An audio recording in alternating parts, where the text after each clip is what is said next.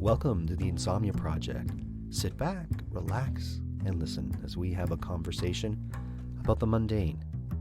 One thing that we try to deliver is a conversation that is less than fascinating so that you can feel free to just ease in and drift off. Thank you for joining us. We hope you will listen and sleep. I'm your host, Marco Timpano. And I'm your host, Nidhi Khanna. And welcome to Season 3 of the Insomnia Project. That's right. People have anxiously been awaiting our return, Nidhi. They have. And thank you for your messages and your emails and your support on Patreon. Your support. We've got some. It's been amazing. It's been amazing. Some new supporters and it's just been a really great. It always makes us feel special, I guess, or that like what we're doing is really having a good impact for folks. So and our Patreon page is going to be changing. You're going to see new things on it, so stay tuned for that. We've had requests for episodes on crochet. Yes. So we're going to be working on that, Nidhi. Amazing. I'm excited about do you crochet? I don't. I feel like it's something I feel like I should. Okay. I don't know, like it seems like a very relaxing activity, crocheting. My mom's a big crocheter. Oh, really? Yeah, so I'm going to talk to her before we start recording. Okay, great. That episode, that is, of course. Okay, perfect. But today's the 1st of May. It is, Marco. I'm really excited. I feel like spring is sprunging. Yeah, I like that. It's springing along. It's springing along. We can see grass and animals come out. And I love seeing spring flowers. Yeah. So for me, like when I first see the crocus, I'm in heaven. I love that flower. It lasts so little, but when they start peeking their head, especially if there's still a little bit of snow on the ground. So explain like crocus.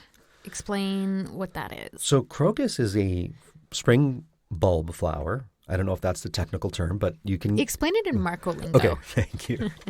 It's a bulb flower that comes in the early spring, and they're usually purple, yellow, and white, and they'll often have those colors within. So if it's a white flower, it'll have little tinges of yellow or purple in it. Likewise, the purple will have yellow and white in it, and the actual flower looks very much like I'm going to try and guess what this looks like. I'm making it with my hands, so it's awesome for a podcast when you do that because no one can see it. Because no one can see. It looks like one of those eating plant thingies. Okay, so it's not quite like a Venus flytrap, but that's what I'm showing you. It's kind of like a bell shape. Okay. Kind of. Sure. You can look up what a crocus is. I'm sure we're going to put that as the image on our Facebook page or on our Instagram page for sure. But yeah, seeing those flowers, and they're tiny flowers. They're not big. They're like the size of your index finger. They stick out of the ground. Oh, okay. But they don't last very long, and they're really indicative for me of spring. And people will sometimes give you crocus, or is it crocuses, as a croci, maybe? Maybe. We need a plant expert who's listening to tweet us. Basically tell us how wrong we are. You can force crocus bulbs. Have you ever forced bulbs before? Marco, I mean, do you know me or do you know me? I've never. Okay, so once again, I'm just going to talk you through how I know it. And tell me. I'm going to tell you I've never done it before.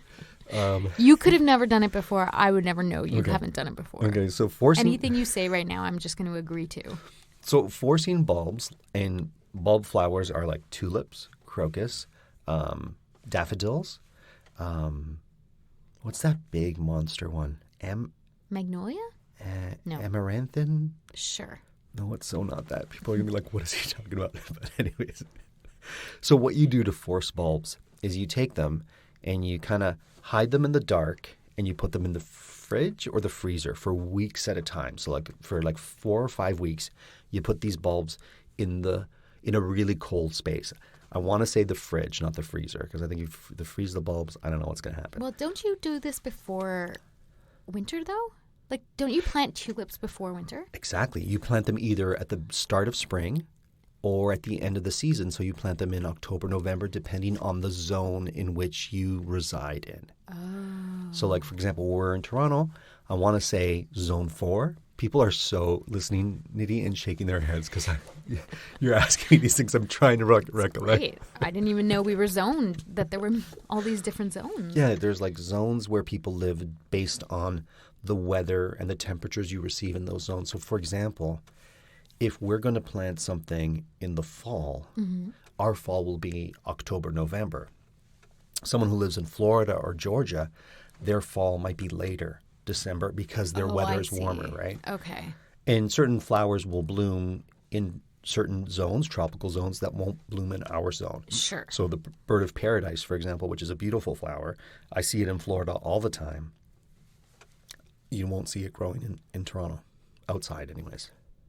Well, it is a bird of paradise, I guess.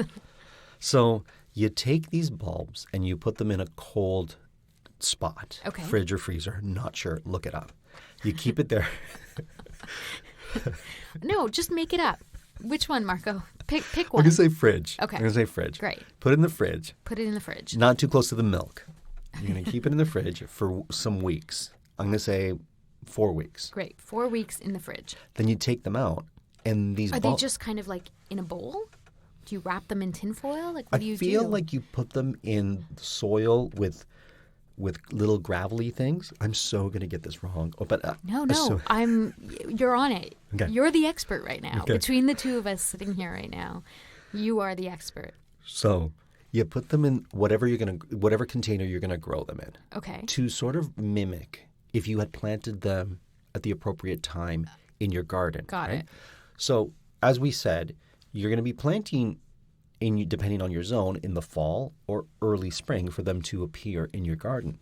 But let's say you want tulips and you want them during a time when it's not tulip time. So in the middle of June, you want tulips. Okay. So 4 weeks prior, you would take the tulip bulbs and you'd put them in the fridge, not next to the milk, in the soil environment that you want them to grow. So they're going to get chilled out. And they're going to be like, oh, it's winter, time to nap. Because they're in the fridge, right? Is that what they're going to say to each other? Amazing. I love it. I can see this cartoon already. So they're in the fridge, chilling, and then you take them out after 4 to 6 weeks, and all of a sudden they're like, oh, it's spring because it's warm now, and I was hibernating or whatever that classification is, chilling, and now it's time for me to appear, and they'll start to grow. But you can only force bulbs once or twice, and then they're like, no, we're not playing this game anymore. We're not gonna. Yeah. And so you take them out of the fridge. That's quite a temperature differential. Right. So 4 degrees, let's say, to whatever it is, like 20 degrees. Yeah. And they're already in the pots. Right. So you just kind of like lay them out like leftovers. Kind of. Okay. In a spot that has a bit of sun to it, I would say. And do you water them right away? I don't know. I'm going to say yes. Okay.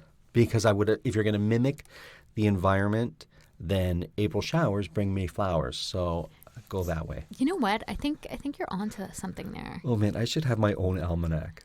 Marco's almanac Yes. that just doesn't tell you the right things, but they kind of make sense. It's like, I think I've heard that, but his times are off, or I think it's the freezer, and I don't think you can do it like that. That's me. I have some seeds in the fridge right now as we speak, Nidhi.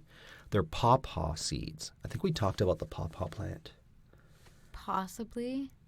So the pawpaw plant is a northern North American, so in our zone, Pennsylvania and areas like that, where you can grow this tree that has fruit that is very similar to papayas or mangoes. Like it's almost like a tropical fruit. Okay. But it's a North American northern fruit tree called the pawpaw. The problem is that fruit is only viable for a short period of time, so it doesn't have the sort of like when it's in season, pick it, and you've got like 4 days to like eat it or do something with it. Otherwise, it's going to go bad. Done. Yeah, it's not like other crops where you're like, okay, pears. As long as we chill them, they'll last for quite some time. Not the pawpaw. The pawpaw's like, I'm in, I'm out. Yeah, deal with it, right? So ever since I heard that, I'm like, I need to know what a pawpaw tastes like. Oh, the elusive pawpaw. Right, because it's like they've got to be around zone 4 somewhere, Nidhi. Like, have you ever seen a pawpaw tree? Clearly not. Marco, what about this makes you think that I have any idea what you're talking about? Well, but now that I've told you, are you curious to taste? Because sure, they say I wonder what it looks like. I want to know. Like, look it up. Like, pull out pawpaw, and you'll see what the fruit looks like. How do you like. spell it? Like a dog's paw twice. Paw, yeah. Okay. And they say it tastes better than bananas, better than mangoes. You know, it's got this tropical flavor that's out of this world. So my wife bought me seeds. Oh, I see what it is. I've seen this before. You've actually seen it in real life? Yeah. Like you've seen the fruit? Yeah, in the store. The pawpaw fruit? Yeah. You're sure? Well, now you're making me feel like maybe I didn't, but it looks really familiar. It looks kind of like almost like a type of passion fruit almost, but with like a white inside instead of... Right.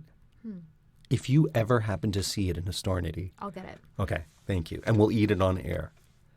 Because I need to know what it tastes. Wait a second. The first YouTube video that comes up says, what is a pawpaw fruit and why you can't buy them. So maybe I'm not seeing pawpaw. Okay. Sorry.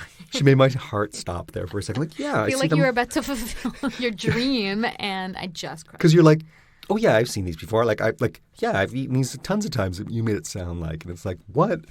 Anyway, so my wife knows how much I've been like searching for the elusive pawpaw. So she went and bought me seeds for my birthday. And for me to plant them in May, I had to put them in the fridge. They're in the fridge right now. I'll show them to you. Okay. And the seeds need to be moist, and you need a male seed and a female seed for them to fruit. Sure. So I don't know what I'm doing with this pawpaw tree, but hopefully, Nidhi. I think you can get some fruit from it. The fruit won't come for many years. Oh. That's the problem because I've got to grow it into a tree. So all I have is the seed. Oh, it has to be like a full-on tree? I guess. I mean, I don't think a sapling's going to do anything. So I don't know. I'm hoping to plant them at my cottage. I'm hoping to have some pawpaws eventually. Did you know that pawpaw flowers are pollinated by beetles and not by bees? Oh, wow. Well, there you go. We need more pollinators. We did a whole show on pollinators. Remember that, Nidhi? Nidhi, you're not remembering much today. She's looking at me with this quizzical look like, we did? I'm like, yeah, we did a pollinator show. You know, Marco, you sent me a lovely Excel spreadsheet. Yeah, did you like that? Because I was like... I did. I feel like we should do an entire conversation around Excel and Microsoft Word and software programs. Well, here's what I need to tell our listeners. So, whereas I'm a specialist when it comes to forcing bulbs, when it comes to Excel and all those things, Nidhi can affirm that I don't know what I'm doing. But you did you did a nice Google Doc. It wasn't Excel. It was a Google Doc, I think. You granted me permission, and I'm like, what is this document that just suddenly appeared? Because there was no context for it. Didn't tell Nidhi I was doing it. There was no email, there was no text, there was no context provided in the email with the actual permissions to say, what is this? So I just basically, clearly this is how much I trust you. Right. I will click on any attachment that you provide me regardless. And it was just all the episode names, and you had done some magnificent work about like themes and the number of episodes. Well, I couldn't sleep one night. So I'm like, all right, I'm going to do this but we have so many shows from season 1.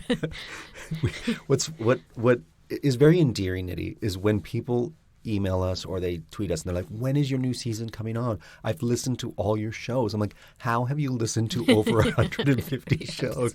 But those of you who have, our heart goes out to you. Thank you. And thank you for like encouraging us. We just wanted to take some time and really sort of refocus on how we're presenting this and basically allow me to just make stuff up based on something I've kind of heard, like no factual context. And what do you like about Excel and those programs, Nidhi? What do you find easy about them?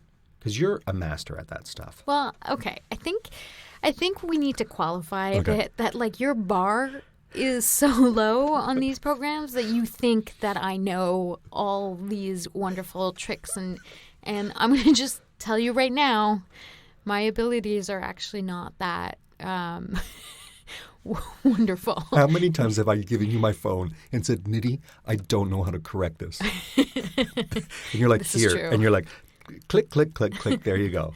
You've locked it. It won't turn because you've locked the phone. I'm like, what? Or you're like, no, you've got this. You don't have this on. Do you see this? I'm like, oh, I feel like the oldest man alive Even though I'm not that old. friend. Well, I have another friend who's probably just a couple of years older than you, and who's like, every couple of weeks we meet. And whatever, we're walking around, we sit down, have a drink, and he's like, so the lesson of the day. And then I teach him something about the phone.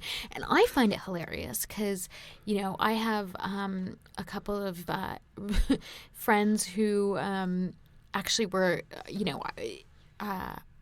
in the context of other jobs, I gave them their first job, and then we had a mentoring relationship, and then I left that position, and we've just stayed in touch and become friends. My friend Stephanie, and she'll just give me all the lessons on social media and how to write a post and how to not hashtag so basically, or not, wait, see, I'm also not using the lingo right. Sure. Don't be basic and hashtag in the post. You have to hashtag in the comments. I don't know. I don't really get it, Marco. I think I'm going to take a course. There's this organization that for $100 you can take courses. Like it's a day course where you learn SEO, you learn how to post stuff. I don't know. I don't even know what it means. But I'm like, I'm going to take that course because I don't know what it means. And every article I see is like how important SEO is. And I'm like, and it's like AdWords. Yeah. And stuff like that. Yeah. Sometimes people talk in lingo. And I find this sometimes in like finance, right. And I'm sure there's people out there who can relate to this, where you're sitting in a meeting and somebody like drops a certain word and you should know it. Sure. Because everybody's like SEO, AdWords, this, that. And I think the word that somebody used was encumbrance. Oh, no. And I was like, And everyone was talking about the encumbrance and the encumbrance and encumbrance and encumbrance. And I was like, what is an encumbrance? What is encumbrance? And so luckily, I had my phone with me, and we started to Google kind of like encumbrance while the conversation was happening. I can't remember, Marco. Okay. It was one of those words. I think it's a mortgage. Oh, okay. Sure. I feel like I'm doing a Marco here and going like, yeah, I think it's a mortgage type of thing, a mortgage vehicle of some kind. So this happens like. So I find it funny that you think I'm really good at all of this stuff when I need to get lessons on all of this stuff from like people younger than me. But I guess that's why there's kind of this whole like notion of reverse mentoring that is starting up. Sure. Where it's like normally your mentors are older and wiser and give you all this advice, and now it's like, who's that younger person that I can go to for some reverse mentoring to help me navigate this world? I was talking to one fellow that I'm working with, and he is studying media studies at Ryerson University, which is a university in the city downtown in Toronto. And I was like, okay, I need to know, because I'm going to be posting for my podcast on Instagram and Twitter. And he's like, do you use hashtags? I'm like, yeah. How many hashtags do you use? And I'm like, oh no, here we go. Right? I'm like, just can you look at it and tell me what I'm doing wrong? Like, because you're going to start asking me questions that I can't answer. And this is going to devolve real quick. But I do want to say this. So when we got into podcasting, and I think it's appropriate that May 1st, our episode 1 of season 3, we didn't know what we were doing. Not at all. No, and I think those first few episodes are very clear that we did not know what we were doing. And we did the research, and we spent hours watching. Like hours and hours watching clips on. Do you remember there was the one thing where like, oh my God, we didn't do that. We were like 15 episodes in, and we're like, I can't believe. And it was like a box that we didn't check. And then there was that one time where, not to get too technical, Marco, but where we couldn't figure out some audio thing, and we were going crazy for like, I think 4 hours trying to figure it out. YouTube videos, trying to find things online to like help us. And it was some box we didn't check. Yeah. But now we're like, oh, you want a podcast? Here's what you do. And we'd like rattle off things. We were asked to do a panel discussion at this PodCamp thing, right? And I'm not going to mention who they are because we'll just say that. And so we were scheduled to do it. And Nidhi's like, see ya, I'm off to Bonaire, right? Which was totally cool because they didn't get back to us with any sort of details. And I'm like, you got to do what you got to do. Well, and to be fair, I'm just going to give a little bit more context to that. Marco on New Year's Eve, I believe, texted me and was like, there's this thing and it'd be great if we could like submit a panel, and are you cool? And he said the date, and in my mind that was okay, but then It was the wrong date. Again, it was New Year's Eve. No my doubt. friends. Listen. So I was half in the bag when you texted, and I was like, great, a panel? I'll sit there and speak to anybody. Look, Bring I'm not pointing the finger at you at all. And then 2 days later, I was like, And he's like, I can't do it. I'm going to Bonaire. I'm like, cool, no problem. And I was like, do I let them know that Nidhi's not going to be there? I'm like, nah. You know what? They took forever to get back to us. They really didn't care. So I'm like, no. So when we started the panel discussion, I'm like, I know many of you are here to see Nidhi. Unfortunately, she was called away on business, and she's currently... And of course, then half the room just got up and left, right? They were like, no, we're not. But we had Bill and Tanui and Amanda Barker, who are both podcasters and friends. And friends of the and podcast. And one's my wife. And... I'm just going to move no, for it's a all second. good. Okay. And they were like, so they're of no help. I'm going to tell you this. They're of no help. Like, I asked them, like, okay, so who's going to be there to set up, and like, how do we? Oh, the podcast, not Amanda and Bill. No, Amanda and Bill are Bill, in fact, was very helpful to our podcast in the beginning stages. Amanda and Bill are sensational. The organizers were a bit disorganized. That's all I'm going to say. They're like, just show up to the room and do what you're going to do. I'm like, okay, sure. But because there was a kerfuffle before, they were like. They're like, we'll come and make sure all your stuff is set up. And we're like, no problem. So we're deep. We're like, we need the basics of things. So they show up and they're like, where do you want the mics? And we're like, I look around the room like, we don't need mics. And they're like, what do you mean? You don't need mics? I'm like, no, we're 3 actors here. If we can't project to the back of this room. Oh, because it was like a classroom. It was a classroom, right? And they're like, what about the display projection thing for your slides? And we're like, no slides. We don't need slides. We don't do slides. No, Nidhi. I had gone we just showed up to this thing and we're like, let's just talk about we'll just stuff. do it, right? I mean, it is essentially this podcast. Right. But Nidhi, I went to one where one panel? One panel where the projector wasn't working and the person couldn't start. Oh. And I'm like, just start with all the slides. Just start with all the slides. This is what my inner monologue is like. Just start talking, right? And she's like, oh, we'll have to call someone because there was no one to set up. It took 15 minutes for someone to come and do it. Oh, and the panel was like a half an hour or something. Right. So when it began, we were waiting for a slide of a cat with a wig on. Oh, no. And it was at that moment I said, I can't stay for the rest of this. I just can't. I'm sure she did it great. I don't want to disparage the person who did it, but it took 15 minutes for this one slide. You're being really controversial today. I know. I didn't mean to. We went deep today. But okay, Nidhi, for your work, you often travel and you have to see panel discussions and whatnot, yeah, right? a lot of them are really horrible. What makes a good one? Let's start there. Positive. Let's start positive, as opposed to pointing fingers. And I don't mean to do that, but and I'm going to try and frame it in actual positive things and not people who don't do X. Great. I would say, I think understanding your audience and reading the room and kind of making sure that whatever you're saying is actually relevant. Like it isn't. These are the things, like, unless, what am I trying to say? Like, don't go into a panel with, here's a microphone, and this is how you turn it on. Like, go in with an actual goal of the information that you want to impart. Like, you control the panel. I think that's what I'm trying to say. Being in control. Is that the moderator, or the panelists, or the presenters, or the facilitator control the actual panel and the information. And the room wants to feel like someone's in control, correct? Yeah, totally. Yeah. And then I find good panels with good moderators and facilitators know how to like redirect conversation. So if it's getting off into a wild tangent or somebody's story has nothing to do with X, Y, or Z, they have a really good way of just kind of bringing things back to the topic at hand. What about rolling with the punches? So let's say you need to. Your projector's not working and you have a whole slide presentation. Oh, is this what you wanted me to say? No, I'm asking you like in the case that happened. Well, I think you need to you just need to be prepared, right? So you have to be prepared that what is going to happen if the technology doesn't work, right?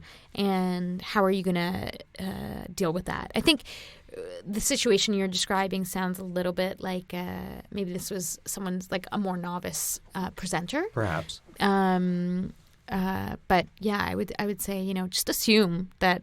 I think well, not every panel that I've spoken on, but many panels have issues with Sure.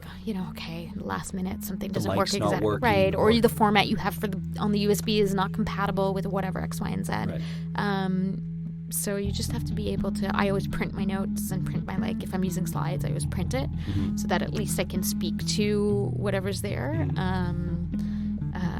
I think another thing is know that the people in the room want to be there. Yeah. So be engaging. Yeah. If you have a passion for the material you're about to speak on, that passion will convey itself. I think that's probably number one, actually, is, at the end of the day, you shouldn't need, your slideshow shouldn't be you, right? Like you shouldn't be, your slideshow shouldn't replace you. Yeah. Yeah. That's great. Well, I want to say this, Nidhi, you're irreplaceable. Oh, Marco. So there we go. And thank you for our listeners on our episode 1 of season 3. This is really exciting. We're excited to be back, and more to come over the next several weeks. Yeah, 26 episodes. 26 episodes. So we want to thank you, as Marco said. And as always, you can rate us, you can review us at Listen and Sleep on iTunes. I think I fumbled all of that. No, but it's important, especially if you're from countries other than the United States and Canada, to give us a high rating on iTunes. It's really helpful. If you do live in Canada and the U.S., definitely give us a 5-star rating and a good review on there. It will help propel us. And, we're a Sleepcast that's 26 minutes long, and we're happy to have conversations on topics that you like. So let us know, because we're going to do a crochet topic very soon. Thanks again, and we hope that you listen and sleep.